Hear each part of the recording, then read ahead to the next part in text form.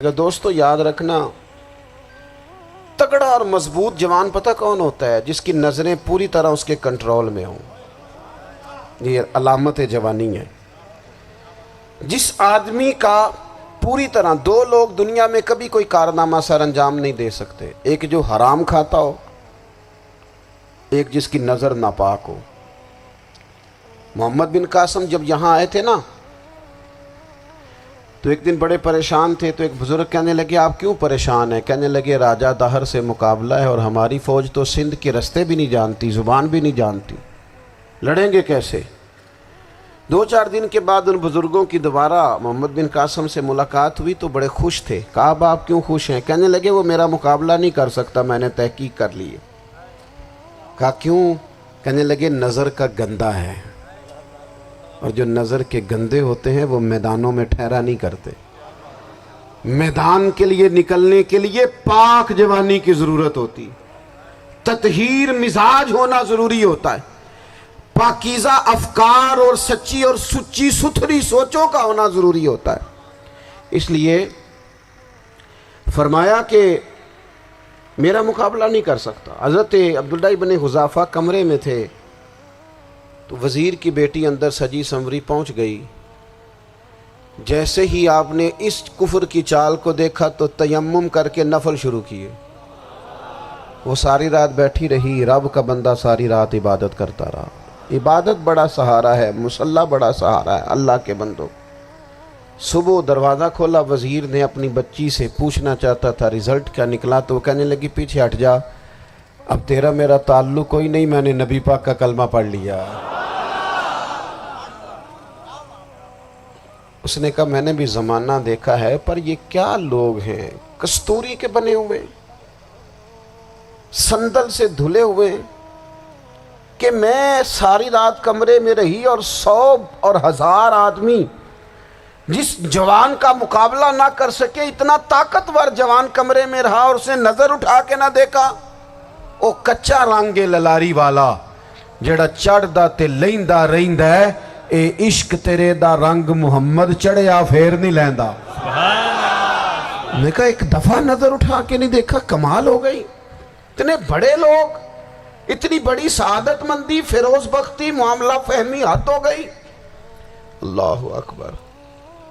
دوستو بادشاہ جب پوری طرح ہار گیا نا، اس نے کہا مار دو۔ تیل گرم کیا ایک کڑاہی میں، اور جب آپ کو اس میں ڈالنے لگے تو آپ کی آنکھوں میں آنسو آ گئے۔ بادشاہ کا خیال ہوا شاید نرم ہو گئے ہیں، کہنے لگا روئے کیوں؟ فرمانے لگے سوچتا ہوں جان ہی ایک ہے، کتنا مزہ ہے اس کی راہ میں جان دینے کا، کتنی لذت ہے اس کے نام پر مرنے میں، کتنا لطف ہے۔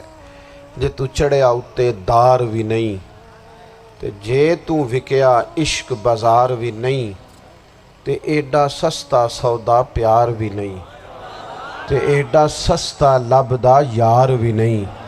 کئی جنگل گانے پیندے نہیں، کئی دوزخ لنگنے پیندے نہیں، جے وہ اس ملوں بھی مل جاوے، ایدوں سستا ہور بپار بھی نہیں۔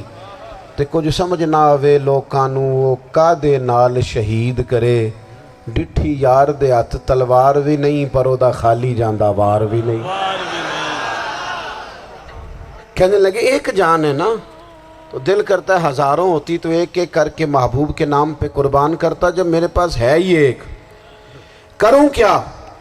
حضرت عبداللہ ابن حذافہ رضی اللہ تعالیٰ عنہ جب روئے اور بادشاہ نے یہ بات سنی، تو بادشاہ اٹھ کے کھڑا ہو گیا، سارے وزیروں مشیروں کو کہنے لگا تم نے کہا تھا نا بندہ ضائع کرنے والا نہیں، یہ بھی ضائع کرنے والا نہیں۔ کہنے لگا میرا ماتھا چومو، تم جیسے لوگوں کو قتل نہیں کرنا چاہیے، آزاد کرنا چاہیے۔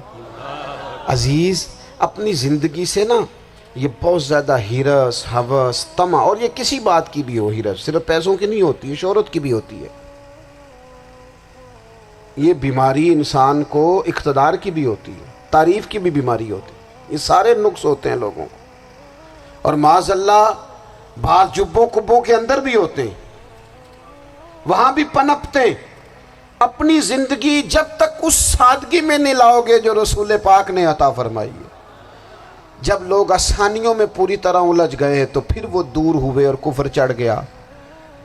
دوسری بات، اللہ کے محبوب صلی اللہ تعالی علیہ وسلم کی محبت ہم سے تقاضا کرتی ہے کہ ہم اس مشن کے لیے کام کریں جس مشن کے لیے رسول پاک نے کام فرمایا ہے۔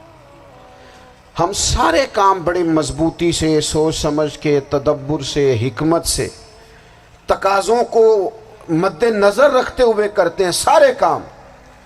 دین کے کام میں ہمارا مزاج نہیں ہوتا، او ہو جائے گا جی، آپ بسم اللہ پڑھیں جی، شروع کریں جی۔ آپ تقاضوں کو سمجھیں، چیزوں کو دبائیں نہیں، چیزوں پر غور کریں۔ کسی کے ذہن کی سطح پر سوال ابھرتا ہے، اس کا تسلی بخش جواب دیں۔ اپنی زندگی میں دین کے کام کے لیے اپنے آپ کو وقف کریں، اور دین کے کام کے بہت سارے پہلو ہیں۔ ہزاروں لوگوں کو قرآن پاک ٹھیک پڑھنا نہیں آتا، ہزارہا لوگ ہیں جو قرآن مجید کے مطالب سے آگاہ نہیں ہیں، دین کی بنیادی ضروریات سے لوگ نابلد ہیں۔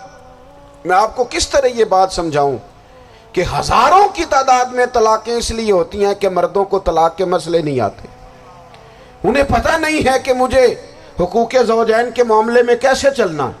ڈھیر سارے گھروں میں تباہی اس لیے ہے کہ تربیت اولاد کا دینی منہج ہمیں نہیں پتا۔ اپنا حصہ ملائیں دین کے کام میں۔ ایک آدمی کو اگر تو نمازی کرنے میں کامیاب ہو گیا، تیری زندگی بدل گئی۔ وہ دین بیزار لوگ جو ہمارے بیچ بیٹھ کے ہماری نوجوان نسل کو پگڑی اور داڑھی کا نام لے کے بنیادی طور پر دین سے دور کرتے، ایسے نوجوانوں کو دین کا پیغام محبت دے کر دین کے قریب کرنا ہماری ڈیوٹیوں کا حصہ ہے۔ ہمیں ذمہ داری کا احساس کرنا پڑے گا، ہمیں یہ خاص قدم اٹھانا پڑے گا، توجہ دینی پڑے گی۔ مساجد، مدارس، میں آپ سے عرض کروں، اتنی ڈٹ کے مخالفت ہوتی ہے نا مدرسوں کی، اتنی ڈٹ کے۔ میں ادارہ چلاتا ہوں، اس کے چلانے میں جو مشکلات ہیں وہ تو ہم بتا نہیں سکتے آپ کو، اس لیے کہ میری قوم، میرا اس قوم سے تعلق ہے جو نعت خواں امیر کرنا چاہتی ہے، مدرسے نہیں۔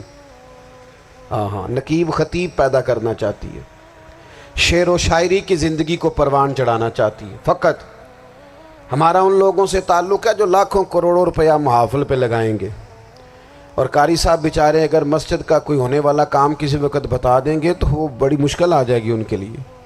یہ کیسے ہو سکتا ہے، آپ نے یہ ڈیوٹی بتا دی۔ مدارس، اور جتنا اہم رول دین کو پھیلانے میں مدارس اسلامیہ کا ہے، اتنی زبردست، لوگوں کا خیال ہوتا ہے میری طرح کے لوگ شاید کام کرتے ہیں، ڈیوٹی کرتے ہیں۔ یہ 10-15 لوگ آپ کو نظر آتے ہیں جو آپ کو کہیں میڈیا پر یا ادھر ادھر ڈیوٹی کرتے، مخلص لوگ اپنی جگہ پہ، وہ بھی بڑا ہی کام کر رہے ہیں، جو میڈیا پہ آ کے بھی اخلاص سے اور درد دل سے کو دین کی، ان کی بھی کسی بات کی حوصلہ شکنی نہیں۔ لیکن ہزارہا اساتذہ جو مدارس میں بیٹھ کے پڑھاتے ہیں، جنہوں نے وہ سارے لوگ تیار، آپ سمجھ نہیں سکتے کتنا بڑا کام۔ حفظ کا استاد جو ہوتا ہے نا، اس کی ڈیوٹی 24 گھنٹے ہوتی ہے، فجر سے پہلے، اور اس نے بچوں کو اٹھانا۔ تنخواہ تو ہم انہیں دینا نہیں نہ چاہتے جی، تنخواہ نہیں دے دی انہوں نے، ہمیں مولوی امیر نہ ہو جانا۔ مولوی نو تے سوٹ بھی 27ویں والی رات دے ہے تاکہ کدھر سوان کے عید والے دن پا نہ لوے، چونکہ 27ویں تو بعد تے درزی پھڑتا ہی کوئی نہیں، کیوں حضرت؟ ایسے ہی ہے نا، اس وقت تو نہیں نہ لیتا۔ تو ہم چاہتے ہیں مولوی ہماری مرضی کے ہماری طرح کا سوٹ نہ پہن لے۔ مدارس کی مضبوطی، آپ یہ دیکھ لیں، یہ صلاح الدین ایوبی کا تعلق بھلا کس چیز سے تھا؟